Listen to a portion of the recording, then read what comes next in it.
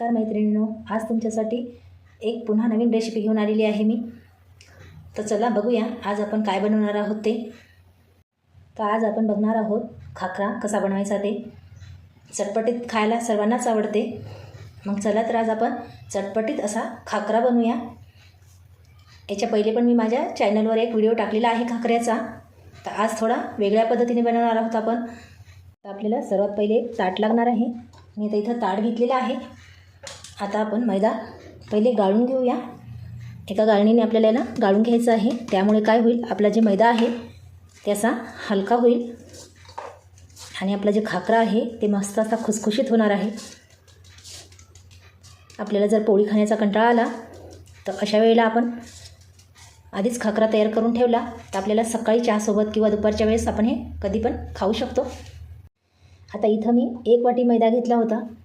तर बघा, अर्धी वाटी मी इथं बेसन घेतलेलं आहे.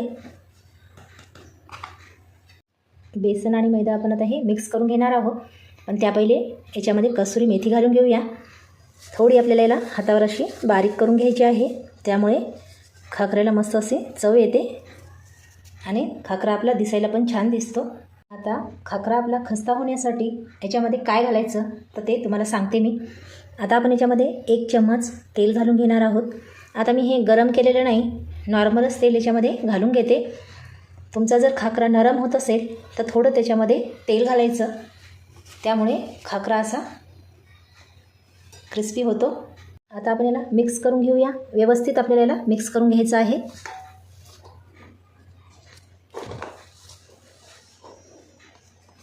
आता आपल्याला याच्यामध्ये थोडं थोडं करून पाणी घालून घ्यायचं आहे. याच्या पहिले मी तुम्हाला गव्हाच्या पिठापासून खाकरा कसा बनवायचा ते दाखवलेलं आहे. तर म्हणून आज आपण मैदा आणि बेसनापासून बनवणार आहोत. खायला अगदी चविष्ट लागतो. इथं मी कणिक मळून घेतलेली आहे. आपल्याला जशी पोळीला लागते त्यापेक्षा थोडी घट्ट मळून घ्यायची आहे. तरच आपला खाकरा हे व्यवस्थित होईल. बघा, इतकी घट्ट मी मळून घेतलेली आहे. आता याला आपण 5 मिनिट झाकून ठेवूया. अगदी 5 मिनिट आपल्याला झाकून ठेवायचं आहे. 5 मिनिट झालेले आहे. कणिक आपली मस्त नरम झालेली आहे. आता मी इथं गोळा घेतलेला आहे छोटा करून. बघा, अगदी छोटा गोळा घ्यायचा आहे आपल्याला आणि याला बेलून घ्यायचं आहे. इथं थोडा मैदा भुरभुरून घेते आणि आपण हे पातळ अशी लाटून घेऊया.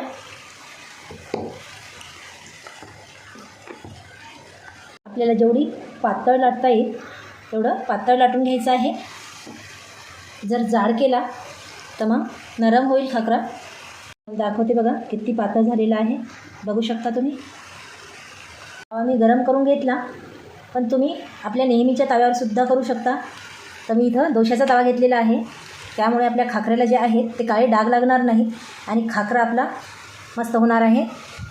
म्हणून आपल्याला हे दोशाच्या तव्यावर करून घ्यायचे आहेत. बघा, बघू शकता तुम्ही अगदी पापडासारखा झालेला आहे. मला मी महत्त्वाचं सांगते, एक कापड घ्यायचं आपल्या हातामध्ये कॉटनचा आणि त्याने याला असं दाबून घ्यायचं थोडं.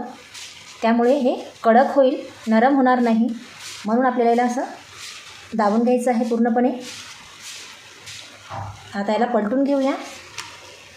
बघा, जितका कडक करता येईल तितका कडक करून घ्या. आता आपण याला तेल लावून घेणार आहोत. आपल्याला अगदी हलक्या हाताने याला असं तेल लावून घ्यायचं आहे. तेलाच्या ऐवजी तुम्ही याला तूप पण लावू शकता. तुपाने पण छान स्वाद येतो, खायला पण खमंग लागतो.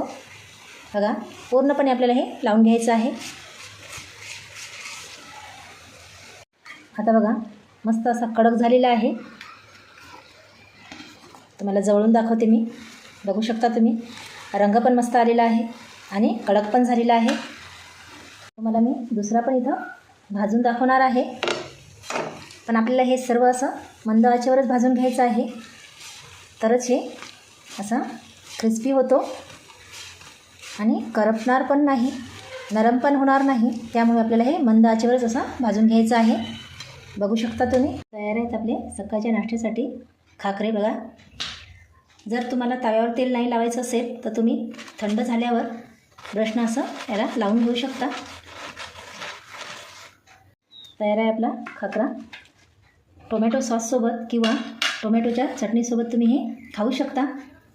बघा किती क्रिस्पी झालेले आहेत. तुम्हाला मी मोडून दाखवते.